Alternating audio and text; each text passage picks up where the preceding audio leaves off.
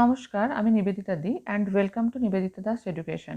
আজকের টপিক হলো gender as social construct বা সামাজিক সংগঠক হিসেবে লিঙ্গ। Primary TET, upper primary TET, CTET ইত্যাদি শিক্ষক নিয়োগের পরীক্ষার পরীক্ষার্থীদের জন্য এবং ডিএলএড, বিএড এবং এমএড এর ছাত্রছাত্রীদের জন্য এটা অত্যন্ত গুরুত্বপূর্ণ একটা topic. So let's start.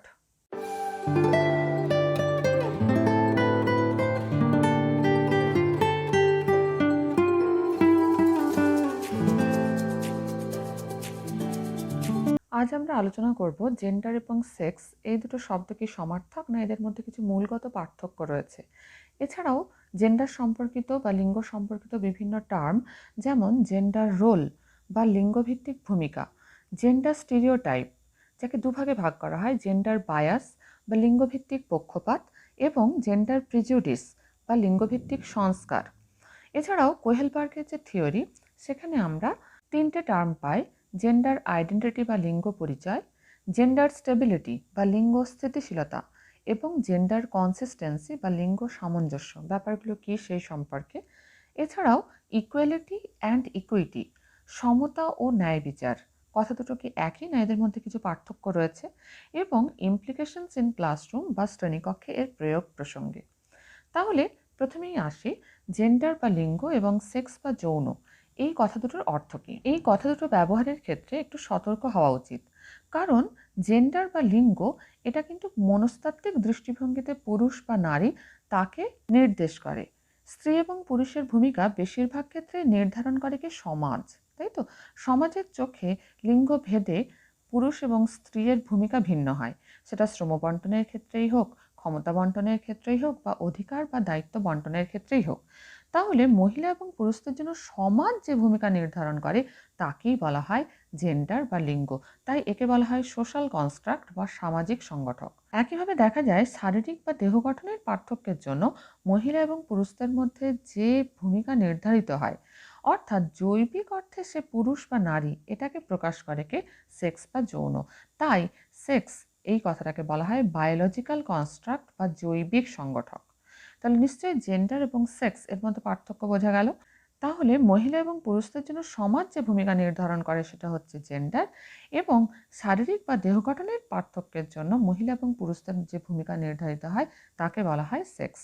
Gender হচ্ছে একটা সোশ্যাল কনস্ট্রাক্ট বা সামাজিক সংগঠক, এবং সেক্স বা যৌন হলো বায়োলজিক্যাল কনস্ট্রাক্ট বা জৈবিক সংগঠক। এরপর আমরা আসি জেন্ডার রোল বা লিঙ্গ ভিত্তিক ভূমিকা সম্পর্কে।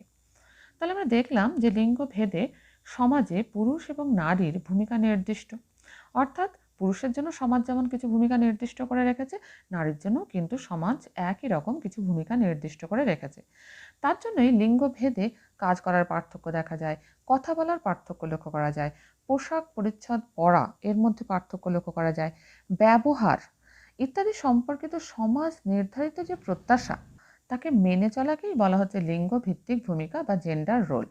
অর্থাৎ সমাজ যার জন্য যে রোল বা ভূমিকা নির্দিষ্ট করেছে তাকে মেনে চলাকেই বলা হচ্ছে জেন্ডার রোল। যেমন ছেলেরা কাজ করবে, মেয়েরা রান্নাঘর সামলাবে, তাহলে এটা কি জেন্ডার রোলের মধ্যে পড়ে। এরপর আসি লিঙ্গভিত্তিক ভূমিকা নির্ধারক প্রভাবক সমূহ, অর্থাৎ factors affecting gender role. Gender রোলকে অ্যাফেক্ট করে কোন কোন ফ্যাক্টরস? তাহলে এই ফ্যাক্টরগুলোর মধ্যে বা প্রভাবকগুলোর মধ্যে প্রথমেই আসে পরিবার, গণমাধ্যম এবং সমাজ। এই তিনটে ব্যাপার মূল ভূমিকা পালন করে জেন্ডার রোল নির্ধারণের ক্ষেত্রে। দেখা যায় একটা বাচ্চা যখন জন্ম নেয় তারপরেই কিন্তু পরিবারই নির্ধারণ করে দেয় যে বাচ্চাটা কিভাবে কথা বলবে, সে কি পোশাক পরিচ্ছদ পরবে, তাকে কিভাবে চলতে হবে, পরিবারই কিন্তু তাকে সেইভাবে তৈরি করে।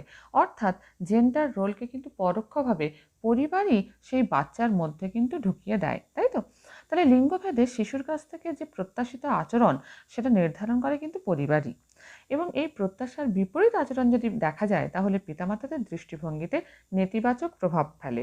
অর্থাৎ যদি দেখা যায় কোনো একটা পরিবারের মধ্যে ছেলেরা মেয়েদের মতো আচরণ করছে বা মেয়েরা ছেলেদের মতো আচরণ করছে, তাহলে কিন্তু বাবা মার মধ্যে একটা নেতিবাচক দৃষ্টিভঙ্গি লক্ষ্য করা যায়।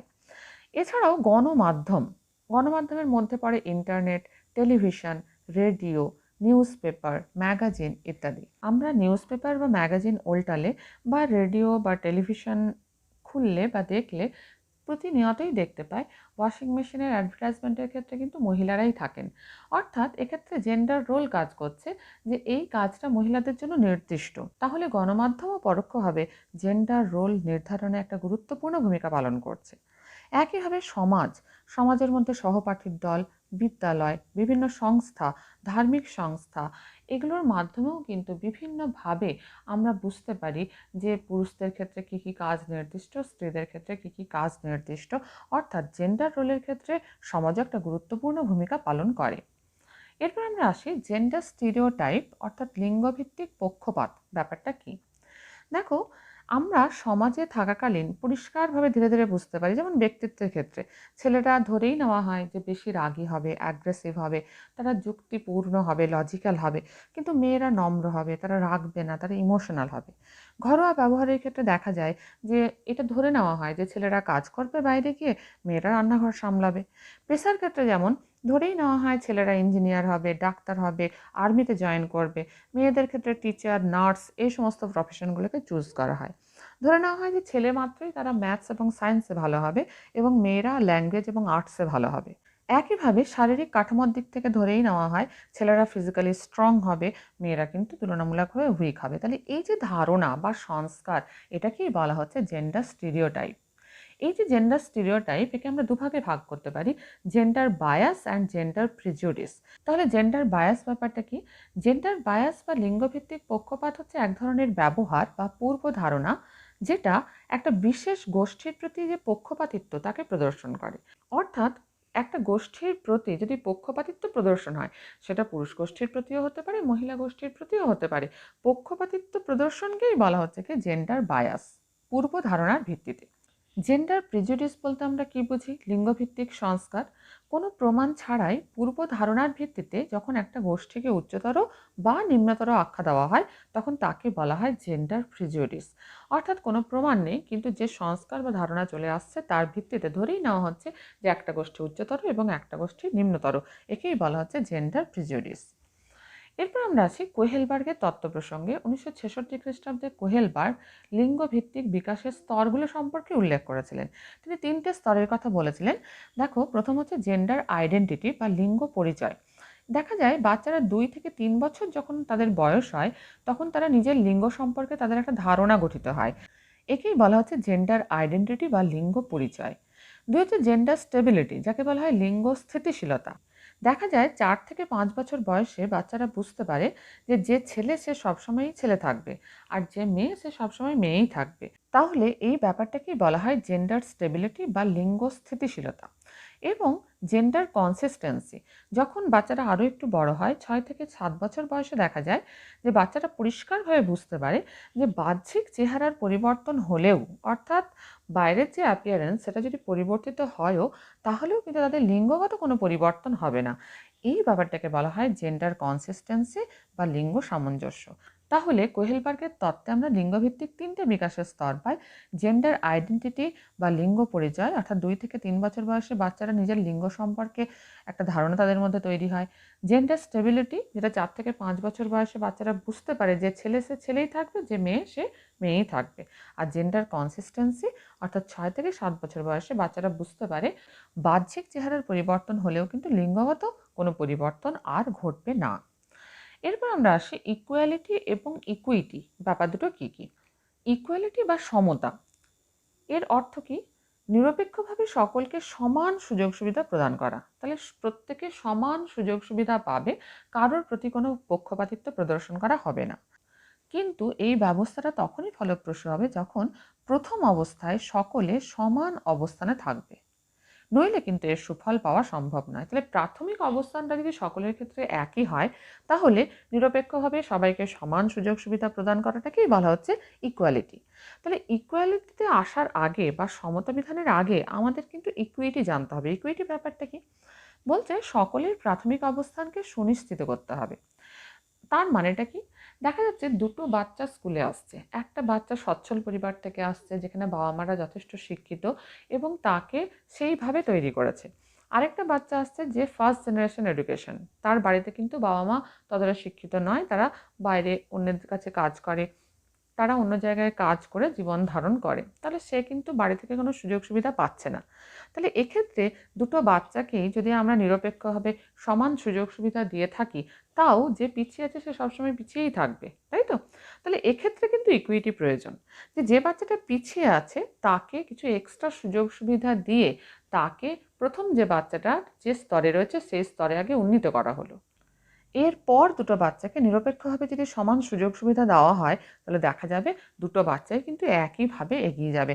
তাই বলা হয় ইকুয়ালিটির পূর্বে কিন্তু ইকুইটি নিশ্চিত করতে হবে। ব্যাপারটা আশা করি বোঝাতে পারলাম।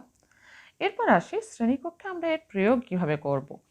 দেখো, শ্রেণীকক্ষে শিক্ষকদের কিন্তু জেন্ডার ফ্রি ল্যাঙ্গুয়েজ ব্যবহার করতে হবে। যেমন টিচাররা কিন্তু গার্লস বা বয়েজ না বলে স্টুডেন্টস বলতে পারেন। আবার যেমন ক্যামেরা ম্যান বা ক্যামেরা ওমেন না বলে আমরা ক্যামেরা পার্সন বলতে পারি। তাহলে জেন্ডার ফ্রি ল্যাঙ্গুয়েজ ব্যবহার করলে কিন্তু এই জেন্ডার ডিফারেন্স কিছুটা হলেও কমানো যাবে। জেন্ডার স্টিরিওটাইপ দৃষ্টিভঙ্গির প্রতিফলন যাতে শ্রেণীকক্ষে না পড়ে, সেদিকে শিক্ষকের সতর্ক দৃষ্টি থাকা উচিত। অর্থাৎ যেভাবে আমরা বড় হয়েছি, আমরা হয়তো বেশ কিছুটা এই জেন্ডার স্টিরিওটাইপ দৃষ্টিভঙ্গির মধ্যেই পড়ি, কিন্তু আমাদের নজর রাখতে হবে যেন ক্লাসে বা শ্রেণীকক্ষে এই জেন্ডার স্টিরিওটাইপ দৃষ্টিভঙ্গির প্রতিফলন না ঘটে। এবং ৩ হচ্ছে বিপরীত লিঙ্গের প্রতি রেসপেক্ট এবং ইকুয়ালিটির যে মনোভাব, এটা গঠন করার ক্ষেত্রে শিক্ষকেরা অত্যন্ত গুরুত্বপূর্ণ ভূমিকা পালন করতে পারেন। এই ব্যাপারেও কিন্তু শিক্ষকদের নজর রাখতে হবে। তাহলে আশা করি এই যে চ্যাপ্টারটা gender as social construct, gender, sex, এছাড়াও বিভিন্ন টার্মগুলো জেন্ডার সম্পর্কিত কিছুটা বোঝা গেল। যদি ভিডিও ভালো লাগে লাইক করো, বন্ধুদের মধ্যে শেয়ার করে দিও এবং সাবস্ক্রাইব করে নিও। পরদিন আমরা ব্যক্তিগত পার্থক্য বা ইন্ডিভিজুয়াল ডিফারেন্স সম্পর্কে আলোচনা করব। পাশে থেকো, ভালো থেকো, ধন্যবাদ।